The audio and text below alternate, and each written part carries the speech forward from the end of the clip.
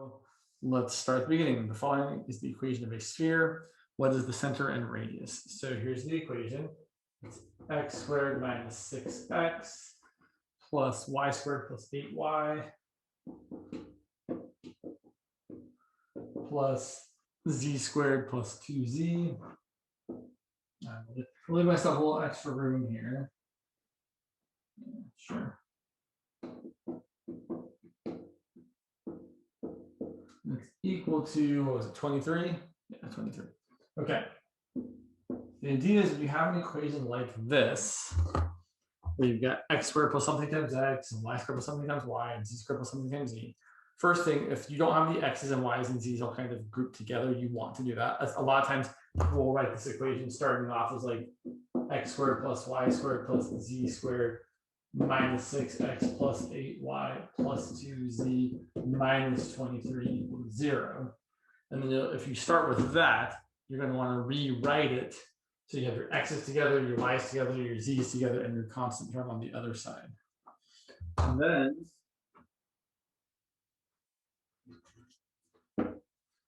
we want to complete the square. So I know it might have been a while since you've done that, but for each variable, so for the x's, the y's, and the z's, we're going to complete the square. So I'm going to take half of the coefficient of x, which is -6. Half of -6 is -3. And -3 squared is 9. If you add it on the left,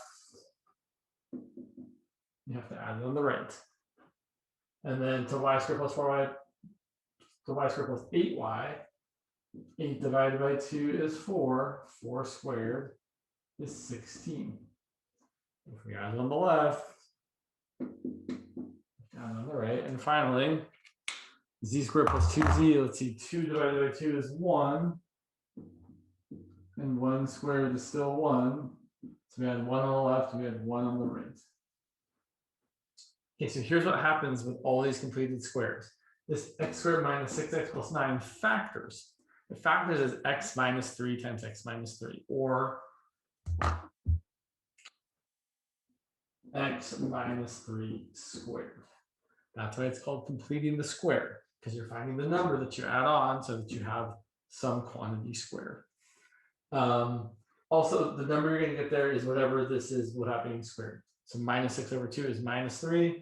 We got a -3 there.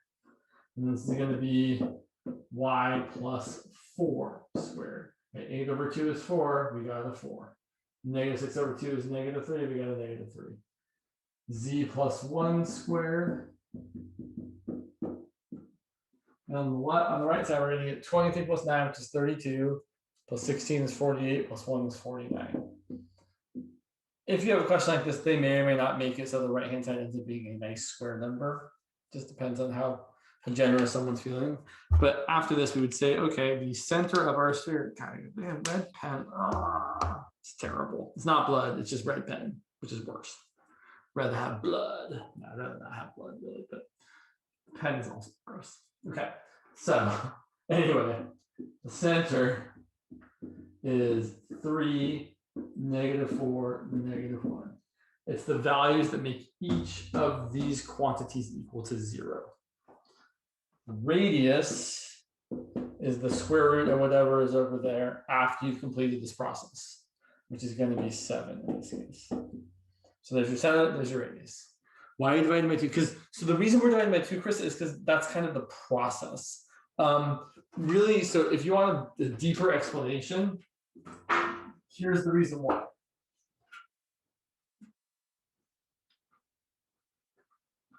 This is not so important, but I'm going to show you guys in just a second. So let's say you had x squared plus b times x, and you wanted to complete the square, meaning you wanted to write this as x plus some quantity squared. The only way that works to do this so that you can write this is you have to add on exactly whatever this coefficient is divided by 2 quantity squared. And the reason that works is because, well, look, so if you were trying to factor this, and again, I can give you an example, right? Like if I had x squared plus, well, let's say plus 10x right? I would add on half of 10, which is 5, quantity squared, which is 25.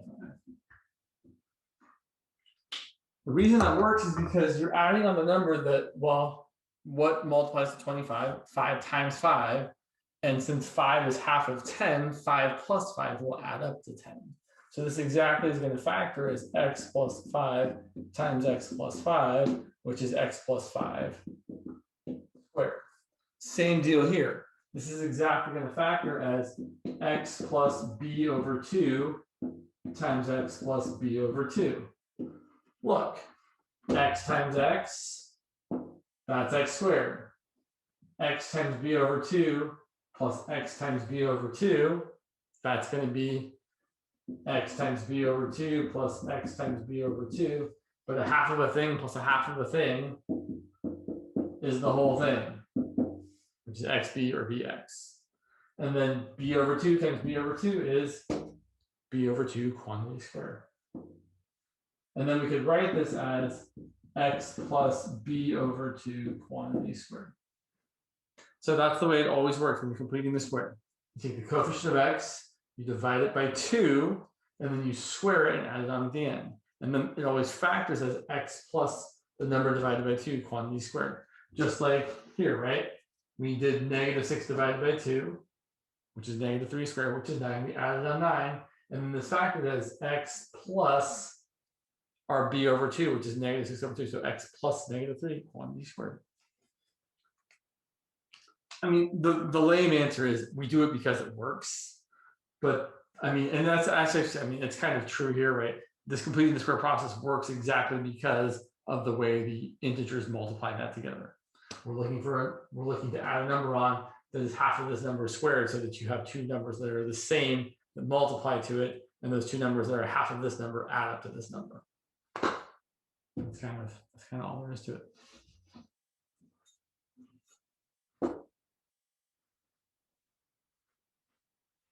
Okay, let's look at the next question, which has like 6 parts. So draw the vectors a equal to 4, 1 and b equal to 1, 2. So I'm going to try and draw these relatively nicely because I'm going to draw a few things here. I would imagine if she had to draw vectors, she might give you a coordinate system to draw them on. So let's see, a is 4, 1, so I'm just going to go over 4 and up 1. And I would probably label it. There's A. Let's draw B in a different color just for fun. Or for, sorry, pens, always with the pens. Let's see, B is the vector 1, 2. So we go over 1, up 2. So there's B. Okay. So let's find all the things that we're asked to. So first of all, what's A plus B? So A plus B, well, again, right, A is the vector 4, 1, and B is the vector 1, 2. When you're adding vectors together, you're just adding their components together. So that's going to be the vector 5, 3. Graphically, I mean, so you could just draw it, right? You don't have to actually think about the geometry of what's going on, right? You would go over 1, 2, 3, 4, 5 and up 1, 2, 3. There's A plus B. Now, if you care, what's actually happening is you're taking A and then you're putting B on the end of it. Or you can also say you're doing B and then you're putting A on the end like that. Either way. So there's A plus B. A minus B. Graphically, I never remember. I think you start here and you go there. Right? So like, I'm pretty sure, not 100% sure. I'm pretty sure that this vector is A minus B. Well, let's figure it out. Do the math. Right, A minus B is going to be 4, 1 minus 1, 2. It's going to be 4 minus 1 is 3. 1 minus 2 is -1. Well, that certainly looks right. So it looks like I've started here and I've gone over 3 and down 1. But you can also just draw it down here. You can say over 3 down 1. Let's just use the same color.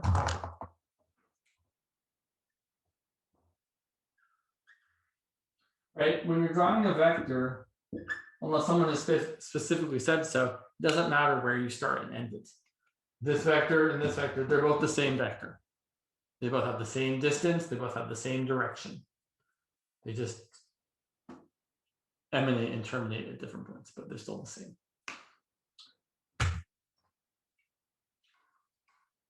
Let's see what else I asked for you guys. The projection of B onto A. I'm going to draw the projection of B onto A. I knew I was drawing too much stuff. So I probably, if I had to draw all these things, I probably wouldn't draw the projection on the same system that I drew everything else. Let me erase the other things and draw the projection. So we're drawing the projection of B onto A, which means from the tip of the vector B, right, from the end of it, you're going to drop a perpendicular onto the vector A. Right, so if I'm drawing the projection of B onto A, right? If it says onto A, it means you should be dropping the perpendicular onto A.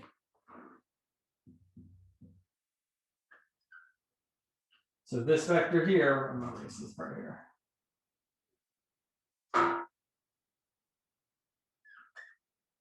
That vector there in green is the projection that we were talking about. So there is your projection of B onto A.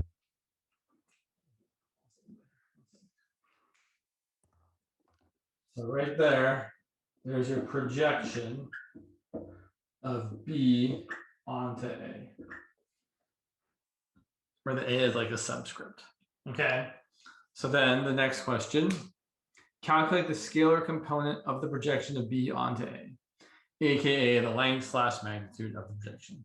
So there it is right there. I want to find the length of it. So you can remember the formula. So the formula for the I think the notation is COMP for the scalar component of B onto A. So the way you can memorize this formula, the formula is B dot A, I guess A dot B, right? We don't say B dot A. Who says B dot A? It's the same, but who, right? It's A dot V divided by the magnitude of A. In general, if you're trying to find the component, the scalar component of a projection, it's always the dot product of the two vectors, right? The one you're projecting and the one you're projecting onto, and then you're projecting onto the other one, right? The one that's being projected onto and the one you're projecting onto, divided by the magnitude of the one you're projecting onto. I can show you where this formula comes from if you want me to, but if you don't, I'm just going to go ahead. But if someone wants me to, speak up in the chat, and I'll definitely show you where this formula comes from. But if no one says anything, I'm just going to assume everybody knows it. We're going to go ahead. So this is going to be, let's see, A dot B. So here's A, here's B. Their dot product is 4 times 1 plus 1 times 2.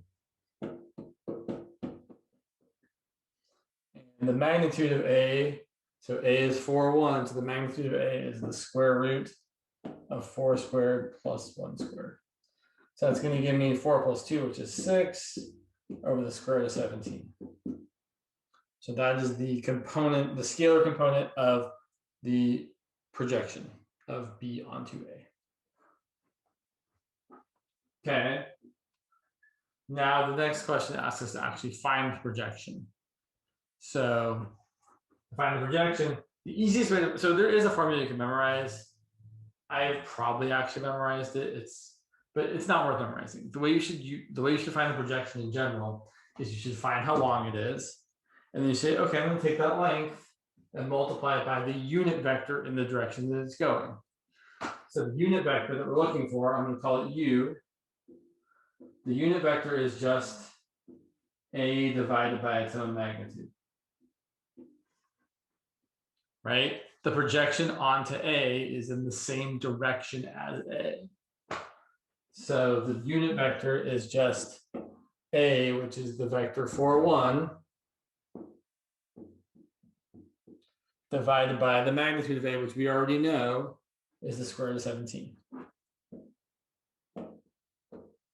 Okay, so then we can say that the projection itself, so the projection that we're looking for, I should mention, right, the scalar component is just a number, whereas the projection itself is actually a vector. So the projection of B onto A is the direction multiplied by the scalar component. So it's 6 over the square root of 17 times the vector. I would probably write this as 1 over the square root of 17 times the vector 4, 1 to get 6 over 17. So this will always happen, right? When you're doing the scalar component times the direction, you're going to get the magnitude of A happening twice in the denominator. And so they're always going to multiply together to get rid of a square root. There's a square root. Okay, 6 over 17 times the vector 4, 1. I would personally leave it like that, but you could also distribute it through and say it's the vector 6 times 4 is 24 17ths. And 6 times 1 is 6 17ths.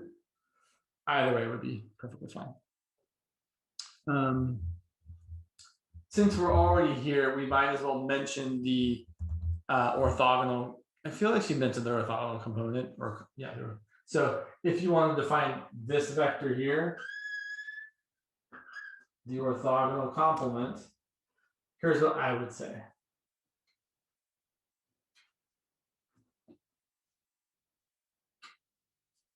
I was finding the orthogonal complement. I would say, well, I'm just going to do the scalar, the vector math. I know that the projection plus the orthogonal complement is equal to B. So the projection of B onto A plus the orthogonal complement of B onto A equals the vector P. Well, I know two of those three things. I know the projection is what I found there, so I can solve for the orthogonal complement. So the orthogonal complement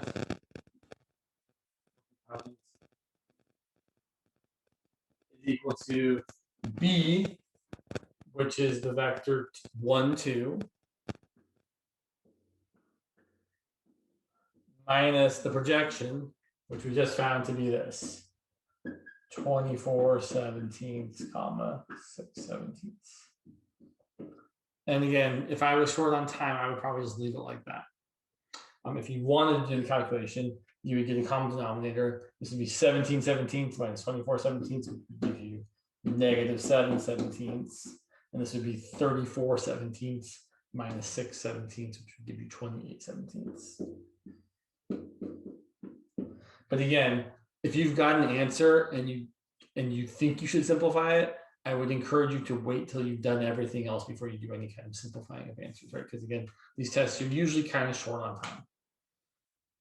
All right, let's do the last one, the last part, which is finding the angle.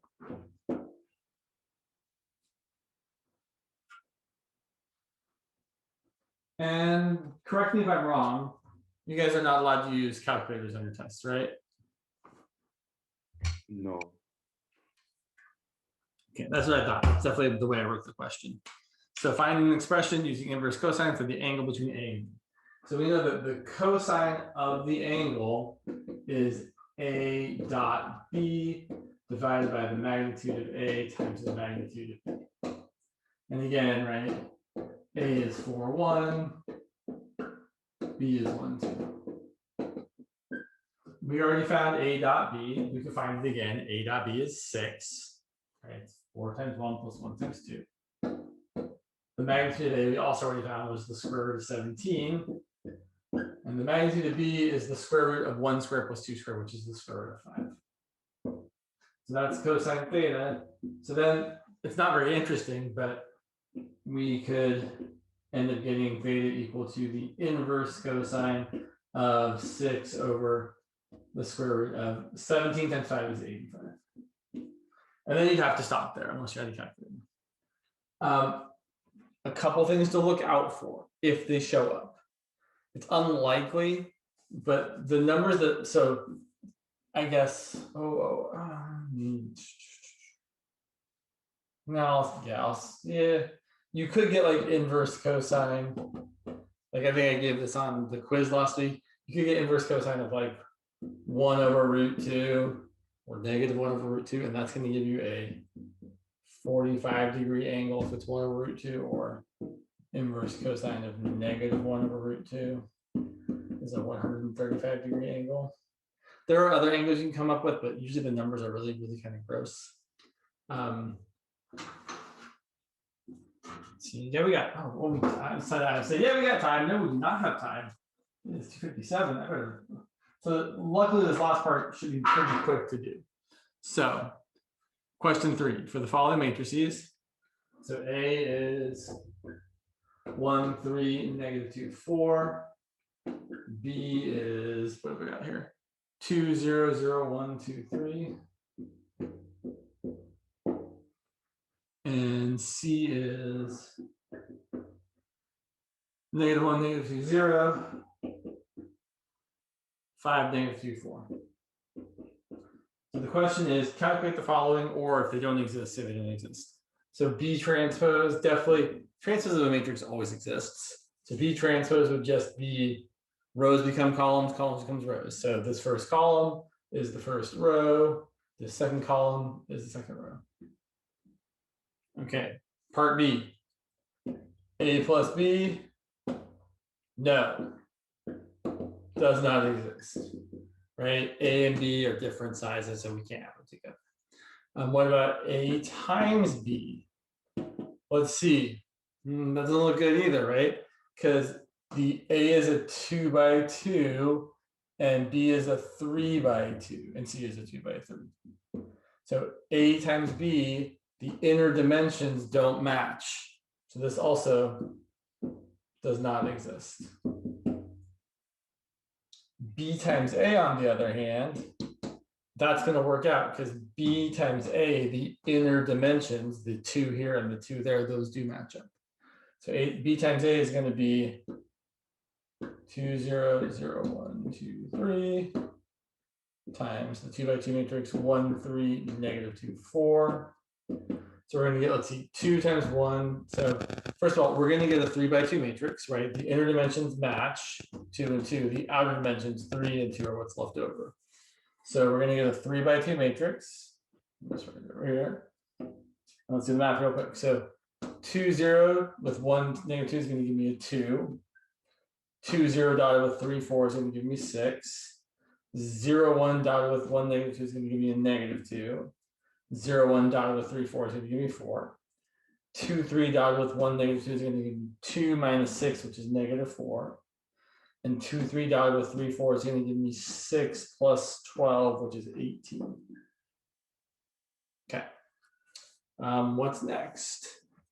CA. Can we do, oops, sure, I'm sitting right. Can we do C times A? This is a 3 by 2. That's a 2 by 3.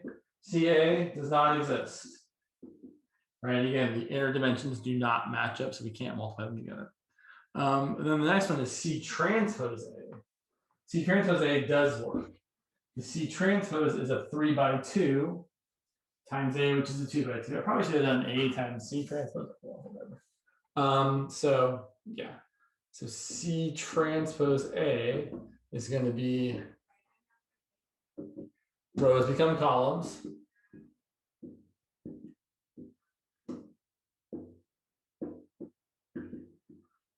Times A. So again, the same sort of multiplication. First row dotted with the first column is -1 times 1 plus 5 times -2, so it's going to be -1 plus -10, so -11. First row, second column, -3 plus 20 is 17. Second row, first column is -2 plus 4, so 2. Second row, second column is -6 plus -8, which is -14. Third row, first column, 0 times 1 plus 4 times -2 is -8. 0 times 3 plus 4 times 4 is 16. Okay. Do like try to do these expediently, but also, right, make sure you're taking your enough time so you can actually calculate them. let's see, A plus B times C. So let's see if this works. Can we do B times C? Yeah, we can. B times C is going to be the inner dimensions match. So let me ask you guys, or not, since we're kind of out of time. A is a 2 by 2, and B times C is going to be what? Is it also going to be 2 by 2? It's not, right? Because B times C, the inner dimensions match, whereas the outer dimensions are what's left. So B times C is a 3 by 3. So even though you can do the multiplication, you can't do the addition.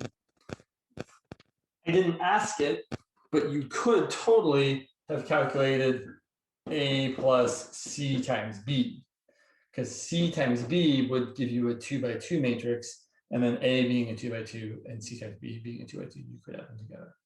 All right, last one, AC plus B transpose.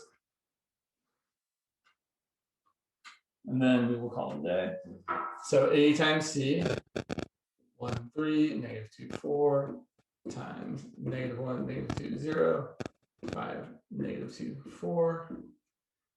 That's going to equal, let's see, so dotting the, so 1, 3 dotted with negative 1, 5 is negative 1 plus 15.